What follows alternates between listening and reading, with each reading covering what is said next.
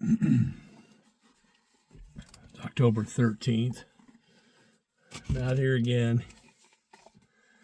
Just wanted to clarify a couple of things about the last video. When I say we, I'm just talking about me. I'm out here by myself. So it's the royal we, I'm sure. We haven't seen anything yet today. I came down Kings Valley, turned in at Hoskins State Park. So I'm back up here on this end. I thought I'd give this a shot today. It's a little farther away from some of the more populated areas, like where I was yesterday. It was like less than 5 miles outside of Falls City. So kind of felt like maybe my chances of having more folks up in there was higher over closer to Falls City than it is out here. So came through here once before with, again, Brad from Failed Outdoors. I'll try to remember to put a link to their YouTube page in the description so you can go and check them out. They're good folks. They're what I call successful hunters. And that means that they regularly put meat in their freezer. Unlike most of the folks that I've hunted with, I've been out. Started hunting when I was about 16 or 17 years old. I've been present for the harvesting of 2 bucks in all that time, and that's 40 years time.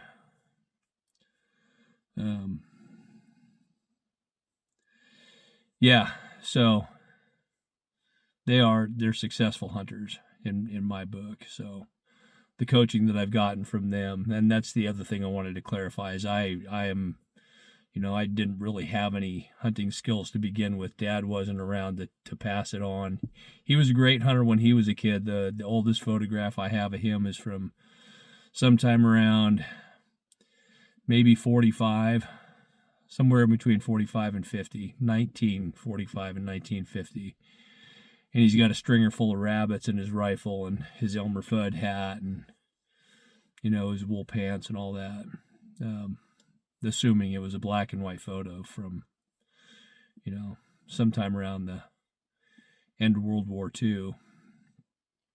So the hunting skills that I have are all, I spent some time in the military, military police, SRT, and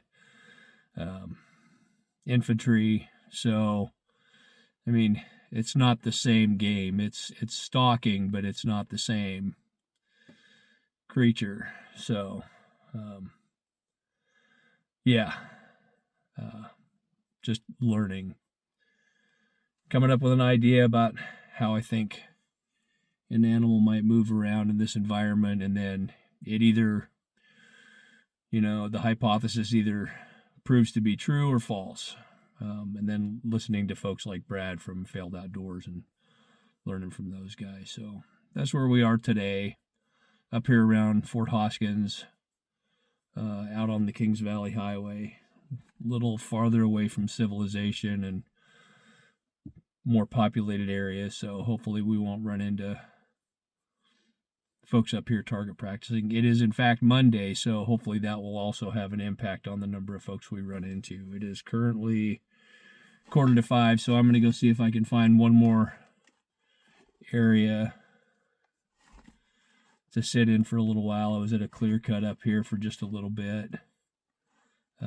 It's pretty steep on all sides, so, and that's part of the learning experience for me now too, is understanding the value of doing that recon, the scouting during the summertime, and not just figuring out where the animals are moving, what where their movement patterns take them, but also becoming familiar with the terrain and the area where you plan to hunt. So, I know where this clear cut is now.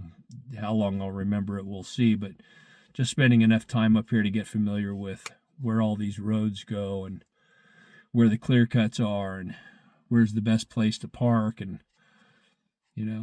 to where do you start walking, and where's a good place to just sit down and put some glass on it. So that's part of the learning experience too. If I get one this year, I'll consider myself to be extremely fortunate and blessed, and thank God for that. If it's just up to what I know, it's probably, the chances are slim to none. So hopefully I'll get blessed this year with a good harvest. But this is just getting started again, and then the last week in November, the second to the last week in November, Thanksgiving week, I'm off for elk season. So I may be in the woods for that. I would really like to get an elk too, if it's possible. It doesn't have to be, the largest elk ever, but I'd like to harvest this year some. So that's where we are. We're gonna take a minute and go drive a little farther up the road and see if we can find some place to settle in for a few minutes before we need to scoot out the other way. Because I'm on a main road now and I know how to get out of here, and that's kind of what's keeping me from going too far in, is that I don't know these roads and I don't want to go too far off of the main road for fear of getting turned around. And like I said in the last video about meeting the park ranger down at the gate, because there's a travel advisory in effect that I'm not supposed to be on this road after a certain hour, and here I am. So or having the gate locked. I won't mind spending the night out here in the woods. I've got some fire and I've got some water and I got a bag of candy bars, so I'll probably survive. But just not ideal. So I'll catch you a little farther down the road.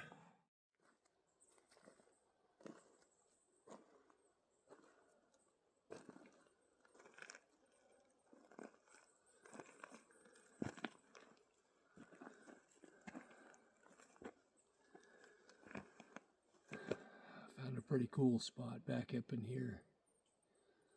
Pinned the location for the gate. There's a fair amount of clearing, and it looks like maybe there was a base camp here.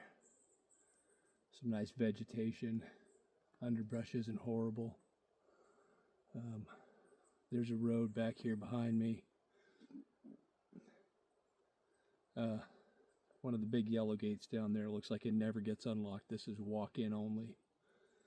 So anyway, looks like a really nice spot. If I was a deer, I might like hanging out back here, because it looks like there's easy passage, not a lot of obstruction. Underbrush isn't horrible. Again, there's some nice lush grass, a couple of spots, fern, mix of deciduous and evergreen. I would hang out back here if I was a deer, but I'm not. So that's going to the hypothesis.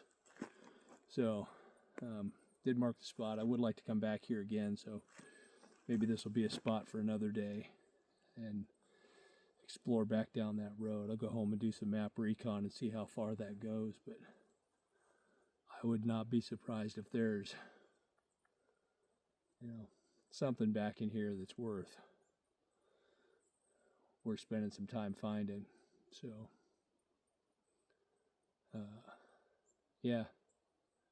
we're headed back for the truck. It's about 5:45. Again, I'm not going to overdo it today. This is we'll come back here. Maybe I'll run up here Saturday morning and come in as soon as the gates open.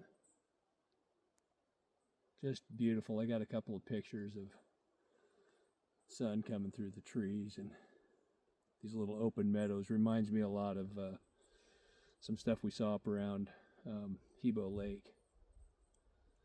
Just beautiful.